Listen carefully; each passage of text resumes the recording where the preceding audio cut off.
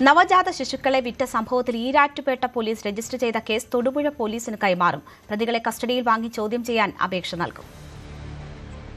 ഇന്നലെയോടുകൂടിയാണ് കേസിൽ നിർണായകമായ ഒരു വഴിത്തിരിവുണ്ടായത്. പ്രത്യേകിച്ച് ഈ കുഞ്ഞുങ്ങളെ വിൽക്കാൻ ശ്രമിക്കുന്നു എന്നതായിരുന്നു ആദ്യത്തെ കേസ്, തീക്കോയിൽ ഉണ്ടായ സംഭവം. പക്ഷേ കൂടുതൽ അന്വേഷണത്തിലാണ് പ്രതികളെ ചോദ്യം ചെയ്തതിൽ നിന്നാണ് കൂടുതൽ വിവരങ്ങളുണ്ട്. അതായത് ഈ ചില കുട്ടികളെ ഇവർ വിറ്റിട്ടുണ്ട് എന്ന വിവരം വരുന്നത്. അതാണ് തൊടുപുഴയിൽ ഈ സംഭവം നടന്നതായുള്ള വിവരം പോലീസിന് ലഭിക്കുന്നത്. എന്തായാലും പ്രതികളിൽ നിന്ന് വിവരം ലഭിച്ച സാഹചര്യത്തിൽ പ്രതികളുടെ മൊഴികളുടെ കൂടി അടിസ്ഥാനത്തിൽ പോലീസ് ഈരാറ്റുപേട്ടയിൽ സ്വമേധയാ കേസ് രജിസ്റ്റർ ചെയ്യുകയാണ് ചെയ്തത്.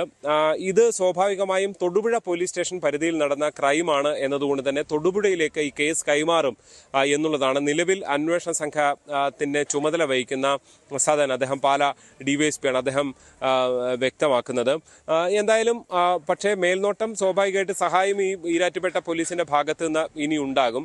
എന്തായാലും ഇന്ന് ഈ ഈരാറ്റുപേട്ട പോലീസ് ഈ ആദ്യത്തെ കേസിൽ പ്രതികളെ കസ്റ്റഡിയിൽ കിട്ടുകയും തുടർ നടപടികൾ, തെളിവെടുപ്പ് ഉൾപ്പെടെയുള്ള നടപടികൾ വേണം. വിശദമായ ചോദ്യം ചെയ്യലുണ്ടാകണം. ഒരുപക്ഷെ തൊടുപുഴ പോലീസ് എത്തി പ്രാഥമികമായി ഇവരെ ചോദ്യം ചെയ്യാനുള്ള സാധ്യതയുണ്ട്. അങ്ങനെ ഇവരെ കസ്റ്റഡിയിൽ വാങ്ങാനുള്ള നടപടിക്രമങ്ങളുമായി കോടതിയെ സമീപിച്ചിട്ടുണ്ട് എന്നുള്ളതാണ് ഏറ്റവും ശ്രദ്ധേയമായിട്ടുള്ളത്. പോലീസിന് ഈ തൊടുപുഴ കേസ് കൂടാതെ കൂടുതൽ കേസുകൾ ഉണ്ടാകുമെന്ന പ്രതീക്ഷ തന്നെയാണ് പോലീസിനെ സംബന്ധിച്ചുള്ളത്. പക്ഷെ പോലീസ് നേരിടുന്ന ഒരു വെല്ലുവിളി കുഞ്ഞുങ്ങളെ വാങ്ങിയവരും വിറ്റവരും പരാതിക്കാരായി വരില്ല എന്നുള്ളതാണ്. കുഞ്ഞുങ്ങളെ പല ഘട്ടത്തിലും കുഞ്ഞുങ്ങൾ ജനിക്കാത്തവർ അങ്ങനെയൊക്കെയുള്ളവർ ദത്ത് എന്ന വലിയ പ്രോസസ്സിലേക്ക് പോകാതെ ഇത്തരം തട്ടിപ്പ് സംഘങ്ങളിൽ നിന്ന് ഏതെങ്കിലും ഒരു കുഞ്ഞിനെ വാങ്ങി ഒപ്പം സ്വന്തം കുഞ്ഞുങ്ങളാക്കി വളർത്തുക എന്നുള്ളതാണ് ഫലത്തിൽ ചെയ്യുന്നത്. ചില വൈകാരിക വിഷയങ്ങൾ കൂടി അവിടെയുണ്ട്. പക്ഷേ നിയമപരമായ പ്രശ്നങ്ങൾ പോലീസിനെ സംബന്ധിച്ച് പരിഗണിച്ച മതിയാകും. അതുകൊണ്ട് തന്നെയാണ് കേസ് ഉൾപ്പെടെയുള്ള നടപടിക്രമങ്ങളിലേക്ക് പോകുന്നത്.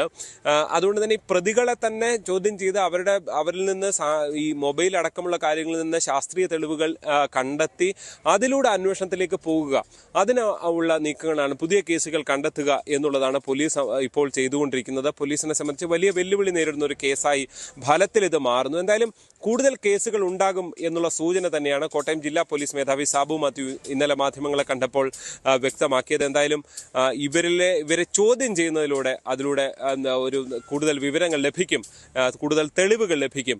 ഇതിന് പുറത്തുള്ള കണ്ണികളുണ്ട്. ഇപ്പോൾ കൊല്ലത്ത് നിന്ന് അനീനെ കസ്റ്റഡിയിലെടുത്തോടുകൂടി തന്നെ ജില്ലയ്ക്ക് ഈ തീക്കോയി സംഘം മാത്രമല്ല, ഇങ്ങനെ പലരും സംസ്ഥാനത്തൊട്ടാകെ വ്യാപകമായി ഏജന്റുമാരായി ഉൾപ്പെടെ ഉണ്ട് എന്ന വിവരം പോലീസിന് ലഭിക്കുകയാണ്. അത്യന്തം രഹസ്യ സ്വഭാവത്തിൽ ഇവരെ കൂടി കണ്ടെത്താനുള്ള ശ്രമമാണ് ഈരാറ്റുപേട്ട പോലീസ് പാല DYSPയുടെ നേതൃത്വത്തിലുള്ള സംഘം ഇപ്പോൾ നടത്തിക്കൊണ്ടിരിക്കുന്നത്.